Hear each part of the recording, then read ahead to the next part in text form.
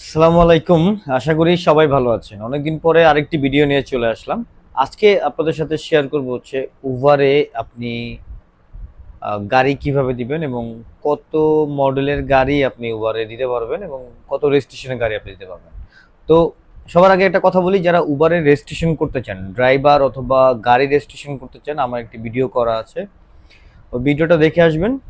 তাহলে আপনারা কিন্তু উবারে কিভাবে রেজিস্ট্রেশন করে সেটা আপনারা শিখে যাবেন।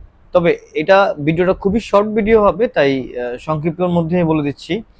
যারা উবারে রেজিস্ট্রেশন করতে চান, গাড়ি রেজিস্ট্রেশন করতে চান, মিনিমাম 2005, 2005-এর নিচে কোনো গাড়ি রেজিস্ট্রেশন হবে না। 2005-এর উপরে যে রেজিস্ট্রেশনগুলো আছে গাড়ির, ওই গাড়িগুলো কিন্তু আপনি উবারে দিতে পারবেন। না হলে আপনি প্রিমিয়াম যে ট্রিপগুলো আছে, প্রিমিয়াম ট্রিপ বলে অনেক বড় ট্রিপগুলা এবং অনেক ভালো ভাড়া পাওয়া যায়, ওই ধরনের ট্রিপগুলো কিন্তু আপনি পাবেন না।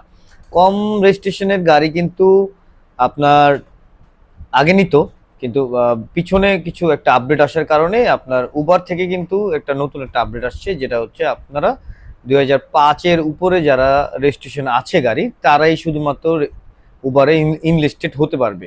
এবং উবারে ইনলিস্টেড হইতে হলে কিন্তু বিআরটি থেকে একটা রোড পারমিট নিয়ে আসতে হয়। ওটার খরচ আনুমানিক 1-1.5 হাজার টাকার মতো হবে। আমি সঠিক জানি না, যদিও জানি।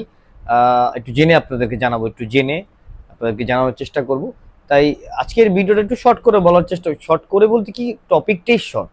অনেক ভাই আমাকে প্রশ্ন করেন যে ভাই উবারের রেজিস্ট্রেশন কিভাবে করব, বা কোন কোন মডেলের গাড়ি উবার রেজিস্ট্রেশন করে। তো তাদের জন্য এই ভিডিওটা, সম্পূর্ণ ভিডিও দেখলে তো আপনি বুঝতেই পেরে গেছেন যে আসলে ঘটনাটা কি।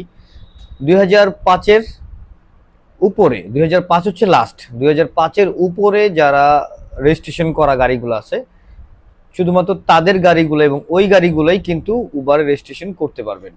ঠিক আছে, ধন্যবাদ, ভালো থাকবেন সবাই, আল্লাহ হাফেজ, দেখা হবে অন্য কোনো একটি ভিডিও নিয়ে।